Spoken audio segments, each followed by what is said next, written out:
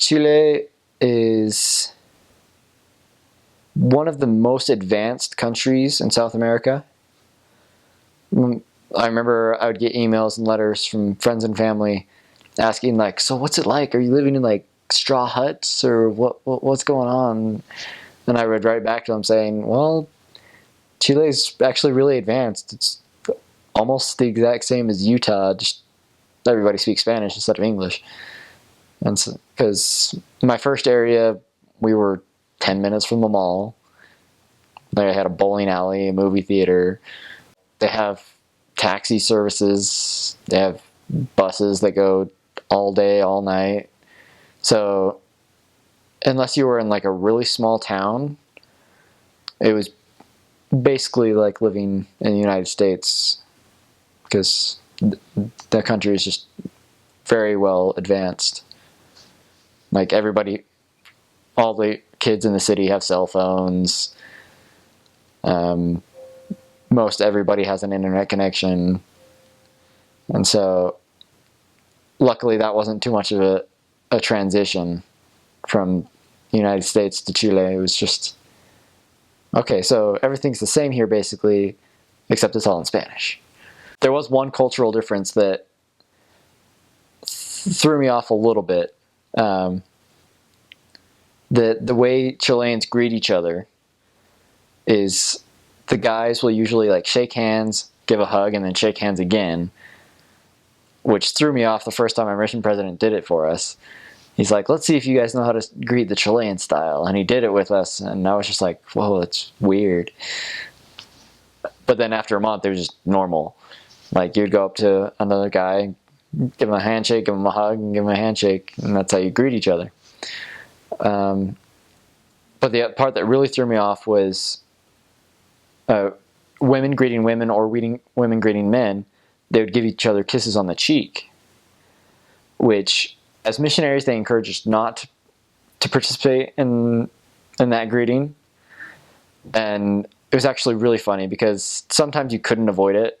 Like, there were some women that it was just such a natural Chilean greeting that, you know, they would be like, oh, elder, and they would come in, like, you would stick your hand out to like try and stop them, but they would just take your hand, like just pull you in, give you a kiss on the cheek. So I had a couple companions that we made a joke that every time that happened, we would look at the lady and be like, oh, well, you know, that's 5,000 pesos. You got to pay us to kiss a missionary. And that would make it a nice segue to, like, instead of just getting after them like, hey, don't kiss missionaries, it would, you know, you make a joke with them, they would laugh, and then they would understand, oh, okay, so missionaries don't do the kiss on the cheek thing. Okay, that's all right. The only part that's different from the United States is that the transportation is nothing like the transportation we have around here. Like, around here, the buses have a very tight schedule. They're down to the minute. But buses and they're basically taxis, but they call them colectivos in Chile. They're just totally random. They come whenever they want.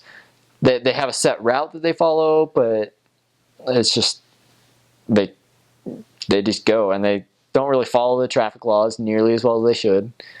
First couple times riding a bus, I thought I was going to die, but then you realize that that's how everybody drives in Chile, and then you're fine with it.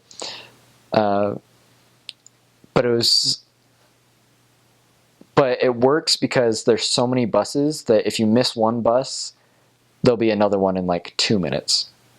There's just so many buses on the street, and that's how people get places, is they take the bus.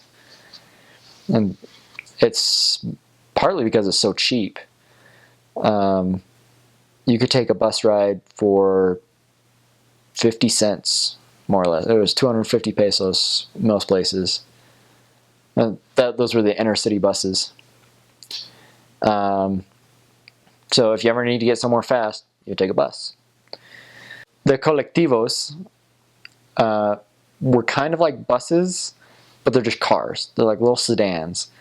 So instead of like having 20 people on a bus, the colectivos would drive a route, like just around the outside of the city or straight through the city, and they would only take 4 or 5 people at a time. So they were a little bit more expensive.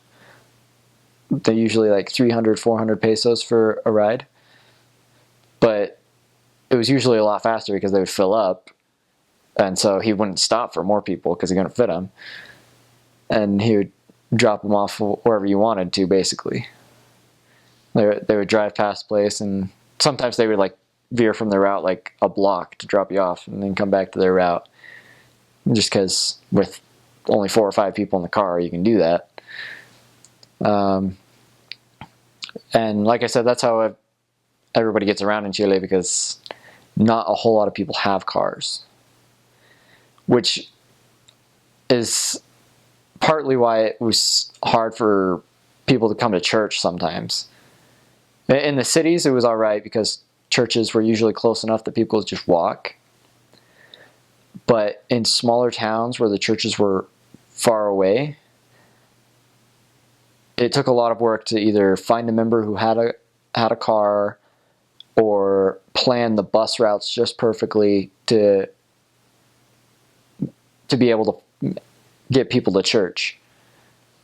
There are some people that said they would just never come to church because it was inconvenient for them.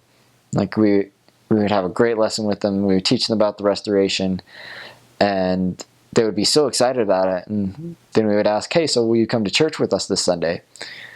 And they would be like, well, okay, where is it? And we would give them the address and what time it was at, which was almost always 10 a.m. That's one thing that I found really weird. All churches in Chile start at 10 a.m., all wards. It was nice, so it was the same everywhere you went. But we would give them the address and the time, and they would be like, oh, well, we don't have a car, and I don't want to pay for a bus. And so it was kind of heartbreaking sometimes. We're like, but you just heard this great message. Like, isn't the gospel worth it? Is basically what we thought. And unfortunately, sometimes they would still just give us that look of, sorry, elders, we can't. Like, you guys are great. You guys can come teach us whenever you want, but we're not going to church. But in the cities, that normally wasn't a problem, because the churches were close enough that we could walk. I don't think I ever lived more than a 15-minute walk from any of the churches in any of the big cities. So that was a blessing.